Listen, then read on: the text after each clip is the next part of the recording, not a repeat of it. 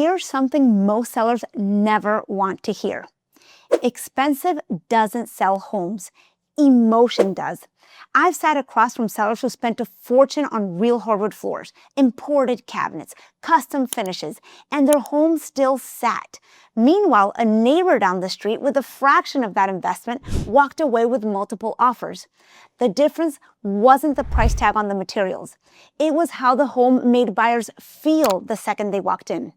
I'm going to show you in this video exactly where to spend and where to stop, so buyers walk in, fall in love, and write you a strong offer.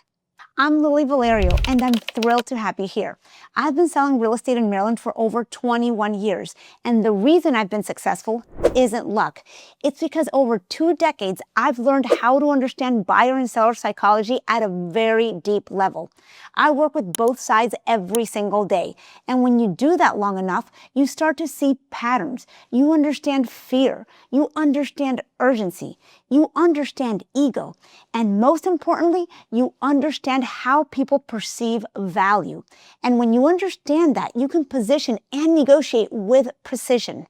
If you find this video helpful, I'd love for you to join us. I'm on a mission to reach 2,000 subscribers, and every single person who joins this community counts. So please help me out and hit that subscribe button. Now let's get into it. Here's the thing most sellers get completely wrong. They think staging is decorating, or even worse, they think it's about showing off what they paid for. And it's not. Staging is manufacturing an emotional experience. You're not trying to prove your home is expensive. You're trying to make a buyer walk in and think, I could live here. Those are 2 very different goals. And when you chase the wrong one, it costs you. And here's where the ROI gap lives. I see sellers pour money into things that feel impressive, like solid wood cabinetry, high-end light fixtures, premium tile, and buyers walk right past it. They don't even blink because buyers aren't paying a premium for what something cost you. They're paying a premium for how a home makes them feel. The finishes you agonized over when you were doing the renovations, they may not even register. But a warm, clean, emotional, inviting space, that registers in seconds. Every second a buyer spends mentally pricing out what they'd change about your house is a second they're not falling in love. And buyers who don't fall in love don't write strong offers. Now, here's what the research consistently shows, and honestly, my own experience after more than 20 years of selling homes. Buyers start forming their emotional impression the moment they arrive at the house. By the time they walk through the front door and take their first few steps inside, usually within about 30 seconds, they already know how they feel about the home. Before they've even seen the kitchen, before they've opened a closet, before they've checked the square footage twice. Everything that happens after that first moment is mostly just confirmation of the feeling they already have. So if you want to sell for top dollar, your staging strategy has to be built around that moment, not around the antique dining table you inherited or the beautiful piece of art you brought from a home from Italy.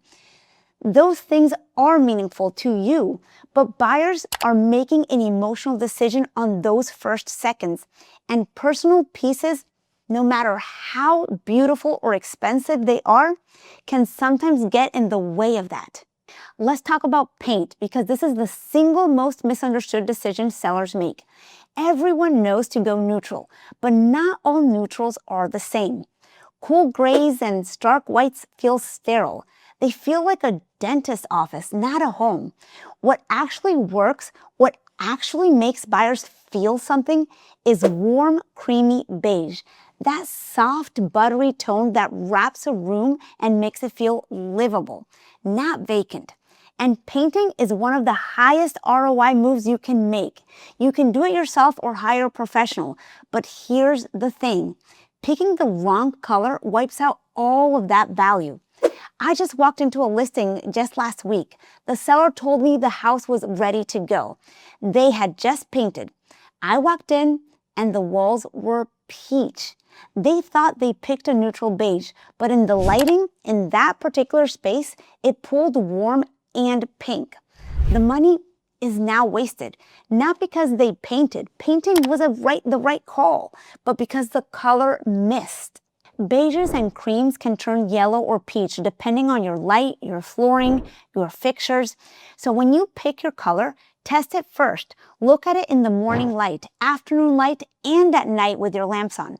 What you want is that soft, warm, creamy tone that feels livable and calm. Not yellow, not pink, and not sterile. Get that right, and it's one of the best dollars you'll spend before you list. The two colors I recommend to almost every seller are Aesthetic White and Shohi White, both from Sherwin-Williams. They work in bright rooms, dark rooms, small rooms, north-facing rooms. It doesn't matter. They stay true and they feel warm without going yellow or peach. I'll link both names in the description box below so you've got them. Now let's talk about furniture, because this is where sellers lose visual square footage without even realizing it. Oversized sectionals, heavy bedroom sets, dining tables that seat 10, they don't just crowd a room physically, they shrink it psychologically. A buyer's brain registers the furniture scale before they consciously process anything else. Big furniture says small house, and once that impression is set, it's almost impossible to undo with square footage facts. The fix here is simpler than you think. Pull pieces out, and I mean really pull them out. In the living room, you want one couch and one, maybe two accent chairs with a neutral throw and a pillow. That's it. Everything else goes. And when I say neutral, I mean it. Smooth earth tones, warm beiges, soft taupes, quiet creams, no bright pops of color. I know that might be hard to hear if you love your colorful, bold throw pillows, but here's the thing. That is not what buyers are connecting to in 2026. They want calm. They want move-in ready. Bold colors makes them think about redecorating instead of making an offer. Create that breathing room, let the walls show, and buyers will walk through feeling like your home is bigger than they expected. That surprise is what gets you multiple offers. The upgrades that add the most value when you're selling aren't the ones that just are the most expensive or the best quality. They're the ones that make buyers fall in love in the first 30 seconds. That's where your equity lives. Now let's talk about exactly where that happens inside your home and where buyers actually make their decision. Because here's what most sellers don't realize. Buyers don't evaluate every room equally. There are 3 rooms that carry the emotional weight of the entire showing: the living room, the kitchen, and the primary bedroom. If you nail those 3, buyers forgive a lot everywhere else. If you miss them, no amount of pretty staging in the hallway is going to save you. Let's start with the living room. This is where buyers mentally move in. They're picturing their couch, their Sunday mornings, and their people gathered together. So your job is to give their eye somewhere to land. Pick one anchor, a fireplace, a large window, a piece of art, and arrange your furniture around it intentionally. Not floating in the middle of the room, not pushed against every wall or in the corners, arranged around a focal point so the space feels purposeful. Then add a mirror. Mirrors do 2 things. They bounce light and they expand perceived space. Both of those things make buyers feel like the room is bigger and brighter than it actually is. That feeling translates directly into the offer price. Now let's move into the kitchen, the heart of the home. Buyers walk into a kitchen and immediately start pricing out renovations in their head. That's just what they do. And here's what I tell every single one of my sellers. Don't spend $20,000 on a kitchen renovation. Spend $500 on a kitchen refresh, like hardware, lighting, and a fresh coat of paint. That's where the return on investment actually lives. So your entire strategy here is to remove every reason they have to discount. Clear the counters, and I mean really clear them. The toaster goes, even if you use it every day. The air fryer goes. I use mine every day, but it has to go if I were to sell my house. The utensil crock full of spatulas and wooden spoons that lives next to the stove, that goes too. The coffee machine can stay, but that's it. Then add one intentional decor piece back. Maybe a bowl of fruits or a few lemons, something that feels fresh and alive without feeling cluttered.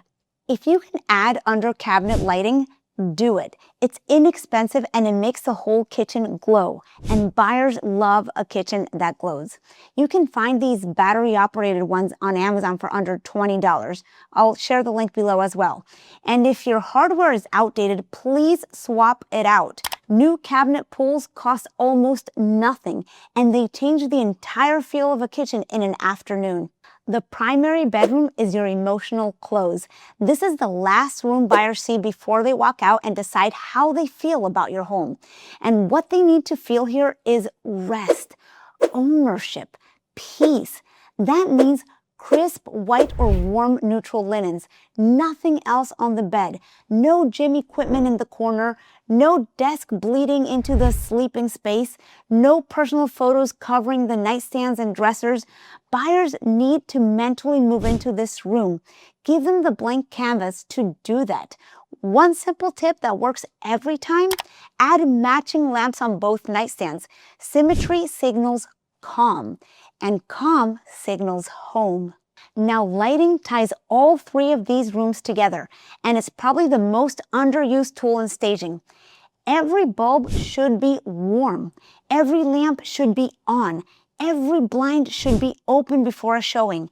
Dark rooms feel small. Small rooms feel cheap, and buyers price accordingly. This one costs you nothing to fix, and it changes how every single room photographs and shows. Do not skip this. Here's what it comes down to. You don't need a magazine-worthy home to get a magazine-worthy offer.